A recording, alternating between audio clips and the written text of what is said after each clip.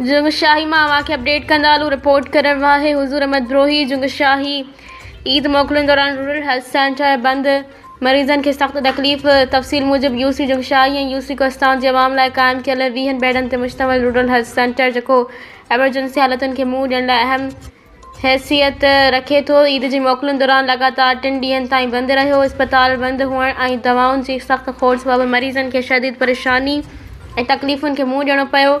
इलाइक़े वासियुनि मूजिब हंगामी हालतुनि में बि का बि तिबी सहूलियत मुयसर न हुई, जेका अॻणती जोगी सूरत हाल आहे। उन दौरान जुंगशाही प्रेस क्लब जे साफ़िन पाण रूरल हेल्थ सेंटर पहुची दरवाज़ा खोलवाया, जंहिं बाद मरीज़नि खे आर्ज़ी तौर कुझु रिलीफ मिलियो। उन मौक़े ते सियासी ऐं समाजी अॻवाननि मुनीर ब्रोही, आलम सालार, मोहम्मद शफ़ीक जोखियो, जुमन जोखियो, अली मल्हा ऐं ॿियनि दवाउनि जी खोट ऐं सिहत जी बुनियादी सहूलियतुनि जी अणहूंद ख़िलाफ़ सख़्त एहतजाज कयो। इन्हनि लाॻापियल इख़्तियारनि खां मुतालबो कयो त फ़ौरी तौर ते इस्पताल खे मुकमल तौर फ़ाल बणायो वञे ऐं दवाउनि जी फ़राहमी खे यकीनी बणायो वञे, जीअं मुस्तक़बिल में अहिड़ी लापरवाही सबबि अवाम खे तकलीफ़ न थिए।